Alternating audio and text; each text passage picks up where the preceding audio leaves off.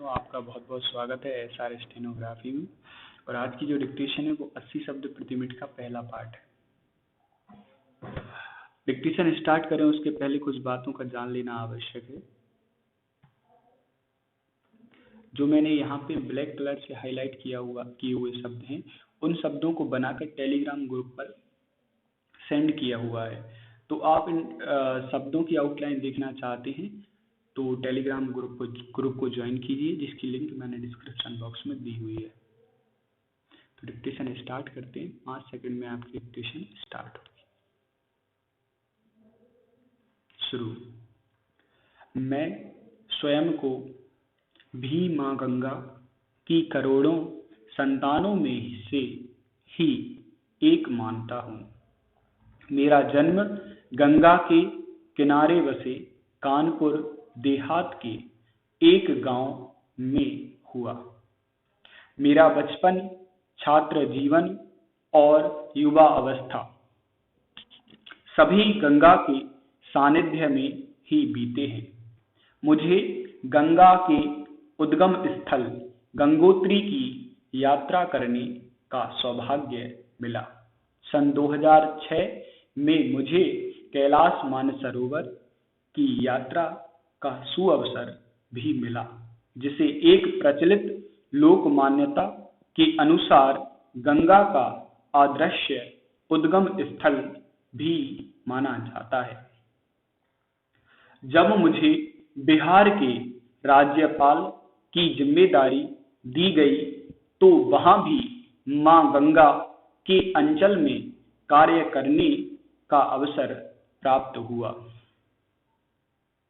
राज्यसभा सांसद के रूप में मुझे हरिद्वार में गंगा के किनारे स्थित कुष्ठ रोगियों के बच्चों के विद्यालय में छात्रावास के निर्माण में अपनी सांसद निधि की एक बड़ी धनराशि का उपयोग करने का अवसर मिला। पैरा। जब मैं इन सभी घटनाओं को जोड़कर देखता हूँ तो मुझे लगता है कि गंगा की पवित्रता, निर्मलता और अविरलता सदैव मेरे जीवन में मार्गदर्शन व प्रेरणा के प्रमुख स्रोत रहे हैं और आगे भी बने रहेंगे। वस्तुतः हमारे जीवन मूल्यों में गंगा की पवित्रता का अर्थ है कि हम मन, वचन और कर्म से शुद्ध बने।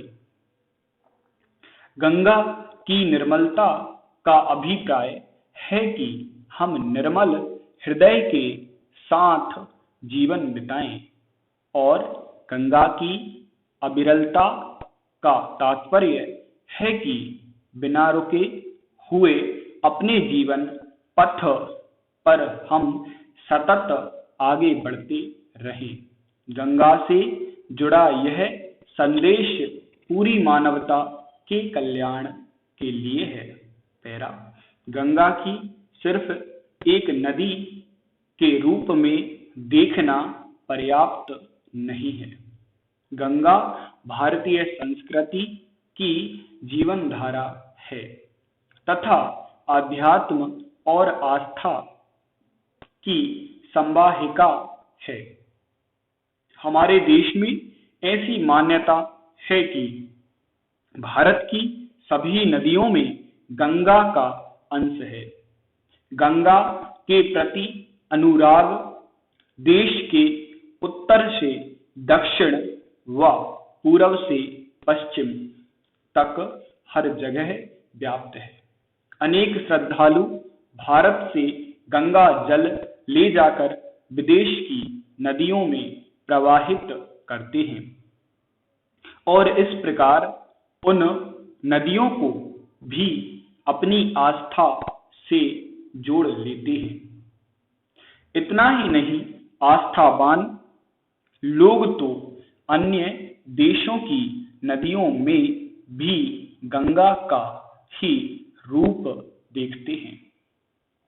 अपनी मॉरिशस यात्रा के दौरान मुझे वहां बसे भारतवासियों ने गंगा तालाब का दर्शन कराया।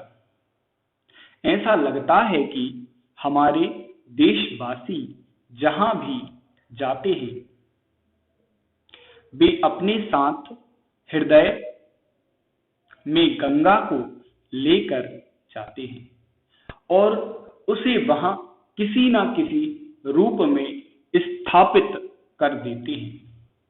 इस प्रकार गंगा ने भारतवासियों को विश्व के कोने कोने में मातृभूमि के साथ तथा देश की संस्कृति और परंपरा के साथ जोड़ रखा है। वस्तुतः गंगा भारतवासियों की पहचान है और यह जन भावना ही एक लोकप्रिय गीत में समाहित है और परिलक्षित भी होती है। समाप्त।